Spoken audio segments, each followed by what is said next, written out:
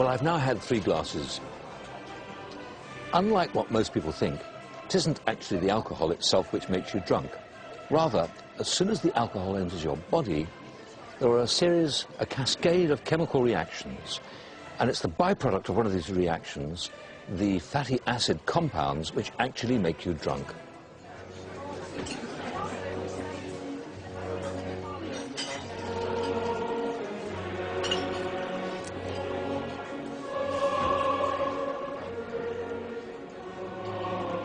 Well, I've had well over a bottle of wine now, and although I feel pretty good, my reaction time isn't exactly what it should be. We'll try testing it.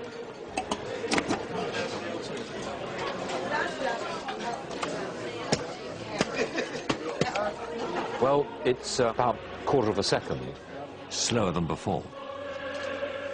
There's a good reason why my reactions are sluggish. The normal chemical balance in my brain is being disrupted as those fatty acids clog up the surface of the neurons. The fatty acids attack only parts of my brain, including those that control my speech, my mood, and my memory. What was I saying? Well, what was I saying? Alcohol just influences behavior. Some people just get belligerent. Others, no, wait a minute. Actually, can't remember terribly what I was going to say.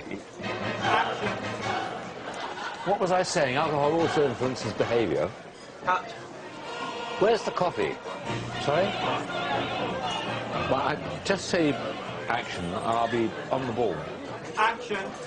I'm not sure I can get my head around this completely now, actually.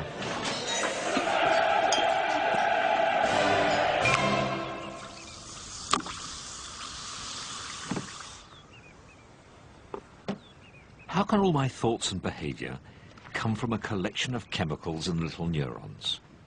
Some people compare the brain to a computer, but I think it's much more like a termite mound. It's all to do with the whole thing being greater than the sum of its parts. A termite colony is extraordinary. It is as intricate and as complex as a city. It can dominate whole areas of the bush and wage war against other insects. Above all, it can build these stupendous structures with columns and buttresses and air conditioning ducts. So where is the knowledge for this incredible organization kept? Not in an individual worker termite.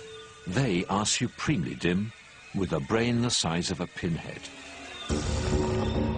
Nor in the enormous, squirming, egg-producing queen. Her brain is even smaller than a worker's. No, the intricate behavior of the termite colony emerges from the collective effort of all the termites. Here a group of worker termites are constructing a new wall. Not a single one of them carries a blueprint for the wall, but working together it gets built. The termites send out chemical signals, and between them they pile up their tiny mouthfuls of mud. Clearly, the human brain is totally different from a termite mound. Both are composed of numerous building blocks, either neurons or termites. Each, when acting in harmony, is capable of extraordinary feats. It makes no sense to search for the root of knowledge in single neurons in the brain, or for that matter, in one termite in a colony. The success of both depends on many millions of simple units working together. So, it's teams of neurons acting in unison that give us all our skills. Each team, based in a particular region of the brain, takes on a different responsibility. From our most advanced human abilities, such as language and memory, to the more basic ones, like movement.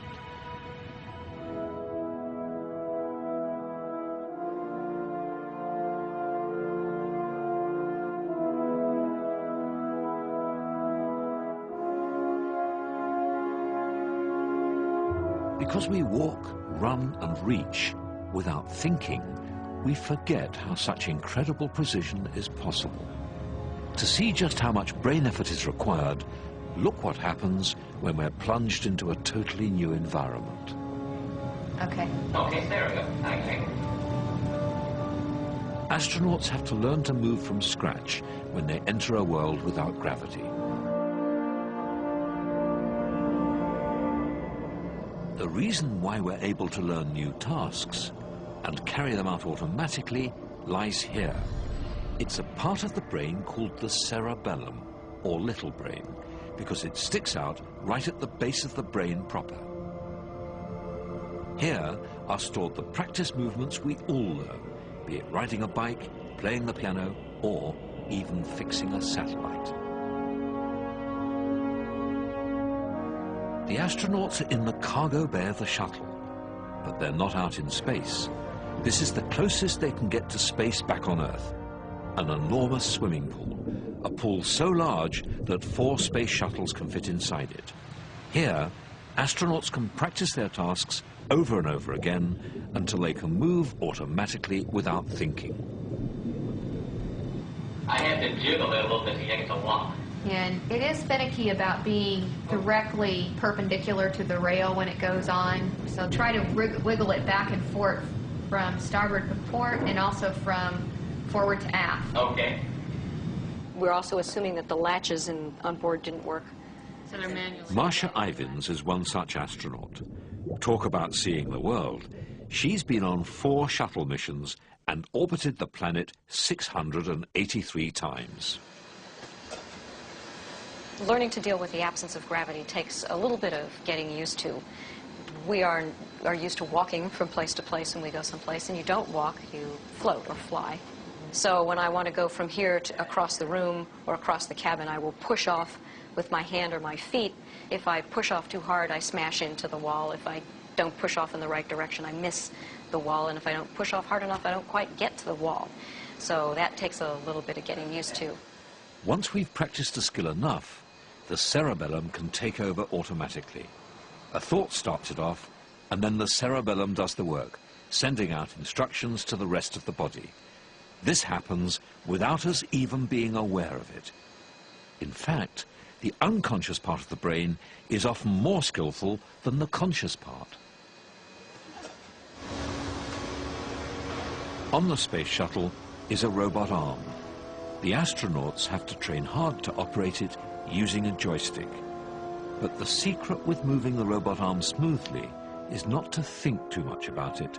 Let the cerebellum take over. For me to learn to use the arm, it was difficult to think about moving each joint as I moved it. Finally, one instructor said, just do it. Just put your hands on the controls and move it. And I just did it. And I don't even know how that works, and it got there. And the more experience you get, the more rotations and translations you can make at the same time. And that's probably true of learning to use your hand. You know, when you reach for something, you make very complex motions with your arm, and that's probably as learned a response as it is learning to control the robot arm in here. The astronauts use the same mental equipment to control the robot arm as we first use as babies to control our flesh and blood arms.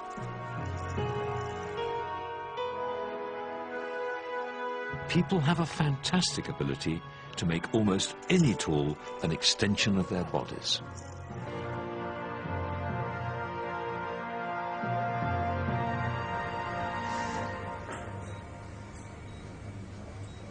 As an infertility doctor, I make full use of my cerebellum to perform keyhole surgery. Here, I'm investigating why a woman is unable to conceive. The surgical tools allow me to examine inside her without resorting to major surgery. After enough training, it's relatively simple for me to coordinate what I do with my hands with what I see on the screen. Truth is that this surgical manipulation, like all surgical manipulation, looks incredibly skilled and very intricate. But actually, most of the time you're doing